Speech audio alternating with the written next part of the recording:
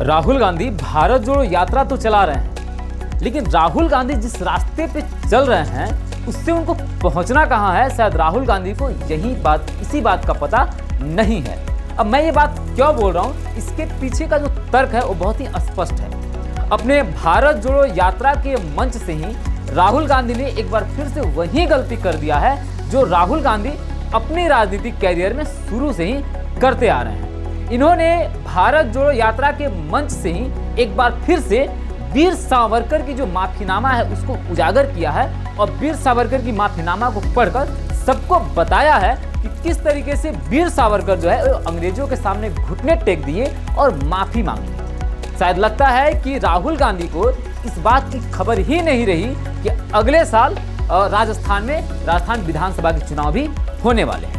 खैर, राजस्थान विधानसभा चुनाव की बात तो बाद में है, लेकिन यहाँ पे भारत जोड़ो आंदोलन को किस तरीके से प्रभावित कर सकता है राहुल गांधी के इस तरीके की हरकतें करना, आज हम बात इसी मुद्दे पे करेंगे और जानेंगे कि किस तरीके से राहुल गांधी भारत जोड़ो यात्रा के मकसद को लेकर भी कंफ्यूज हैं और शायद उन्हें समझ में नहीं आ रहा है कि जिस रास्ते पे चल रहे हैं उसका मंजिल कहां है या राहुल गांधी को कहां पहुंचना है।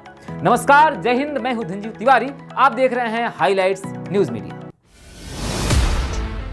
राहुल गांधी की भारत जोड़ो यात्रा पर इससे पहले भी बात करते हुए मैंने ये जरूर कहा था कि राहुल गांधी का जो भारत जोड़ो यात्रा करने का तरीका है, जो इनका टाइम है और जो इनका रोड मैप है, यही गलत है। अब पता नहीं कौन से महापुरुष लोग वहां बैठे हैं जिन्होंने इस तरीके की समय पे और इस तरह के रोड को चुना है, क्योंकि भारत के मुख्य जो राज्य हैं जहां पे चुनाव हो रहे थे उन सभी राज्यों को इस रूट से अलग रखा गया है।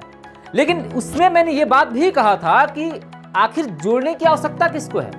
राहुल गांधी भारत जोड़ो आंदोलन पे निकले हैं, इस यात्रा पे निकले हैं, तो आखिर वो किसको जोड़ना चाह रहे हैं। जाहिर सी बात है, उन लोगों को जोड़ना तो नहीं चाह रहे हैं जो पहले से उनके साथ में है। जोड़ने की आवश्यकता उनको है जो उनके साथ में नहीं है। और आज भी मैं इसी बात को दोहरा रहा हूं। ऐसा क्यों हो रहा है? क्योंकि जब उन्होंने अपनी भारत जोड़ो यात्रा के मंच से वीर सावरकर के माफीनामा को उजागर किया और पढ़ना शुरू किया, बस सारा समस्या यहीं पे शुरू हो गया है। देखिए, ऐसा है कि भारत में दो सिद्धांत को मानने वाले लोग हैं। एक वे लोग हैं जो महात्मा गांधी के सिद्धांतों को मानते हैं और दूसरे वे लोग हैं जो महात्मा गांधी के सिद्धांतों को नहीं मानते हैं। अब जो लोग महात्मा गांधी के सिद्धांतों को नहीं मानते हैं, जाहिर सी बात है कि वो वीर सावरकर के सिद्धांत को अवश्य मानेंगे और वीर सावरकर की रिस्पेक्ट पूरी तरीके से जरूर करते हैं। और शायद राहुल गांधी को भी उन्हीं लोगों को अपने साथ लाने की जरूरत है जो लोग वीर सावरकर को मानते हैं, यानी कि गांधी के आइडियोलॉजी को नहीं मानते हैं। लेकिन राहुल गांधी इस तरह की बातें समझने में अभी तक विफल रहे।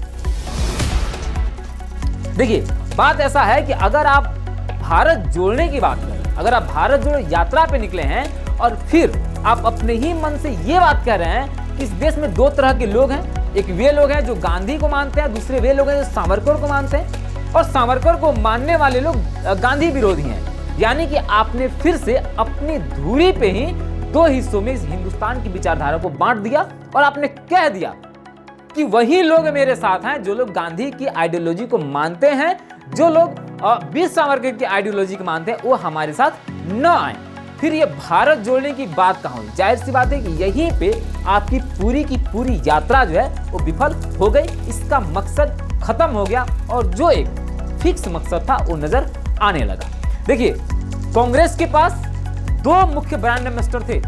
अगर मैं इस बात पे कहूं तो कांग्रेस के पास दो मुख्य ब्रांड एम्बेसडर थे और बीजेपी ने कांग्रेस के उन दोनों ब्रांड एम्बेसडर को छीन लिया और कांग्रेस को इस बात की भनक तक नहीं लगी। आप हमारे इस चैनल को सब्सक्राइब जरूर कीजिए ताकि हम अगले वीडियो में इसी मुद्दे पे बात करेंगे कि कांग्रेस को दो ब्रांड एम्बेसडर कौन थे जिनके बेस पे कांग्रेस चल रही थी और बहुत आगे तक जा सकती थी, और उन दोनों को बीजेपी ने अपने पाले में ले लिया है, उनको छीन लिया है। अब जरा सा हम बात कर लेते हैं वीर सावरकर पे और गांधी पे। देखिए, कांग्रेस को और राहुल गांधी को थोड़ी सी जो है इस मामले में कहीं ना कहीं बीजेपी से जरूर सीखना चाहिए। हम सब जानते हैं कि जो लोग महात्मा गांधी के आइडियोलॉजी को, उनके सिद्धांतों को मानते हैं, वो लोग कांग्रेस को भी मानते हैं। और जितने भी समर्थक हैं, जो कि अभी उनका जनसंख्या बहुत ज्यादा है, जो कि भारतीय जनता पार्टी के समर्थक हैं, और जाहिर सी बात है उसमें से 90% लोग ऐसे हैं जो महात्मा गांधी के आइडियोलॉजी को नहीं मानते। उसके बावजूद भी भारतीय जनता पार्टी हो या अभी भारतीय जनता पार्टी के नेतृत्व में चल रही भारत सरकार हो, वो कभी भी महात्मा गांधी के सिद्धांतों की ना तो आलोचना किया है और ना ही महात्मा गांधी को कभी भी नीचा दिखाया है।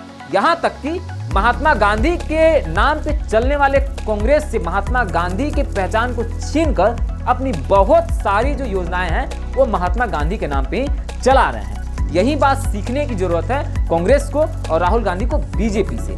देखिए, सीधी सी बात है कि अगर किसी और को अपने पाले में लाना है तो सबसे पहले आपको वही करना होगा कि वो जिसकी आइडियोलॉजी को मानता है, जिसके सिद्धांतों को मानता है, पहले आप भी उसकी तारीफ करना शुरू करें, आप भी उसके सम्मान करना शुरू करें और आप भी उससे बताएं कि आप में और उनमें किसी तरह का फर्क नहीं है, आप दोनों एक हैं। लेकिन राहुल गांधी लगता है ऐसा कि क्रिया खाकर बैठे हुए, पूरा एकदम कान पकड़कर कसम खा लिए हैं कि कुछ भी हो जाएगा।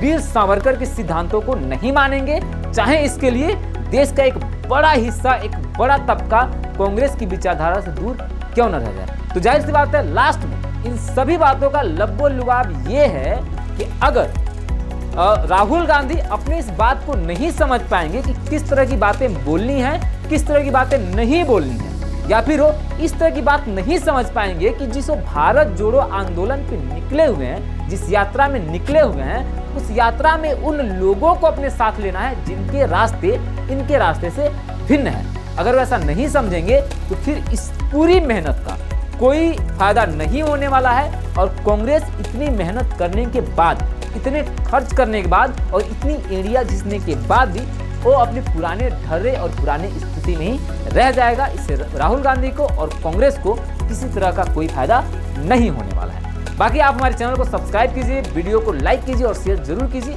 हम मिलेंगे अपनी अगली वीडियो। नमस्कार।